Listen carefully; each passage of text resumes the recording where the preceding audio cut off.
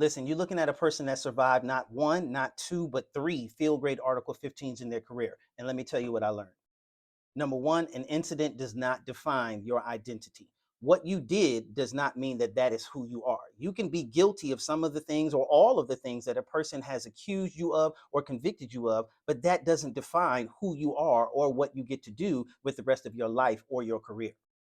Listen, I made some stupid mistakes while I was in the Army, but along with the negative things that I did, I was also distinguished honor graduate of what used to be called PLDC, Primary Leadership Development Course. I was also distinguished honor graduate of SLC.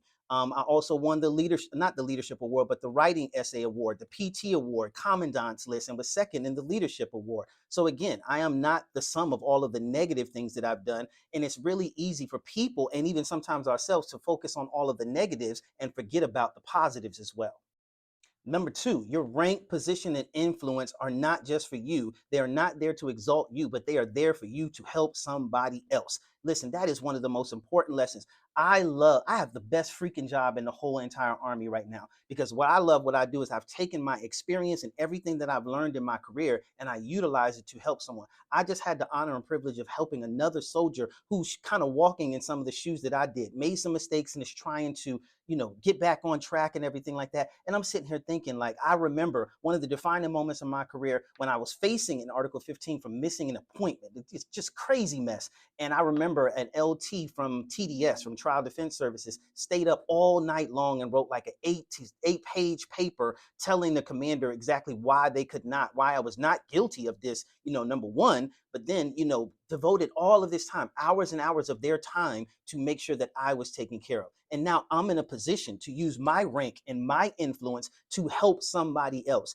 And I can always look back in my career and remember the sergeant majors and the sergeants and the officers and the people that use their talents, use their positions, and use their experience to be a blessing to me. And so now being able to pay that back to soldiers, it is the greatest honor and privilege of my career to remind myself that when soldiers come into the office, I used to be that person. So I have compassion, I have empathy, and I will take it to the max and empty the clip to do everything that I can to help somebody else because I understand that I'm not here for me. I'm not utilizing this just for me, but I'm here to utilize that to be a blessing to somebody else. Number three, man, you got to know that doctrine. You got to get into that doctrine. If you are ever facing any type of non-judicial punishment or anything, even when it comes to awards, get in AR 623-3, know about NCOERs, learn about the appeals, get into AR 27-10, find out non-judicial punishment, what exactly they have to convict you of, or when, different things like that. Know that doctrine backwards and forwards. When it comes to awards, learn how awards work and learn what you have to do in order to submit, in order to receive awards, all of these different other things. Knowing that doctrine can be the difference in having an outstanding career or a substandard career. But getting into there and knowing it for yourself, not taking NCOs, not taking officers, not even taking JAG's word for it, but getting in there and seeing what does the doctrine actually say. Knowing that can really help you out. And from a spiritual side, it's the same way with the Bible. You got to get in there and know that word. I had a guy today that was using AI to try to make an argument for something that we were discussing. And I'm like, bro, you're utilizing this and it's a great thing to be as a tool, but it's not there to take away your intellectual capacity to read and understand this information for yourself. So there is no substitute for actually reading the word of God for yourself and actually knowing what it says in context. That is something that is so crucial. Number four, nobody is going to fight for you as hard as you are. Don't defend on TDS. Don't depend on your platoon sergeants, your leadership, your first sergeant, or any of that. You have to be the one that is going to advocate the hardest for yourself because nobody is going to care about your career the way that you are. When it comes to going after promotions, when it comes to going after awards, going after schools, going after the things that you want to do in your career, you have to fight for it. Hear what I'm about to say. This is number five. Never accept no from someone who is not authorized to tell you yes. I'm going to say that again. Never accept a no from someone who is not authorized to tell you yes. If you are not the decision maker, if that person is not the decision maker, then do not accept no from them. One of the things you have to be careful with this now, don't get me wrong, but you have to know when you can go over somebody's head and when it is appropriate to go over somebody's head. Because there are some people that will act as gatekeepers when they're not supposed to actually be acting as gatekeepers. That's why it's important for you to know the regulations, know the doctrine, and different things like that for yourself. Again, there is no substitute for that. I wasn't accepting a no. So there were times in the military when I would look into doctrine and says, hey, doctrine says I can have this. Doctrine says I can do this. Doctrine says I can go there. So why are you telling me no just because you don't want me to, or keeping me here serves your benefit, but it doesn't serve my career? And so there were times when I might had to tick somebody off by going over their head, but that person is not going to be there 3 or 4 years from now when I've shorted my career or held my career back because I listened to them and I didn't go hard after it myself. So again, never accept no from someone who's not authorized to tell you yes.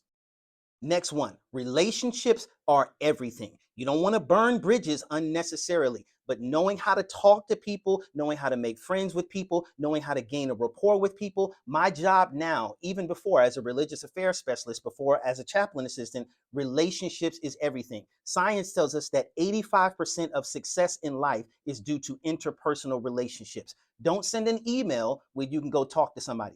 Go into their office, sit down, talk with them, crack jokes, bring candy, bring donuts, or do something like that. Establish relationships with people, establish rapport with people. Go say hello to them, ask them about their family, ask them about their children. Get to know them when you don't need anything. And then they will go to bat for you and willingly do whatever you need them to do because they genuinely like you as a person and they see that you are concerned and you care about them as well. So make sure that you protect and preserve the relationships throughout your career.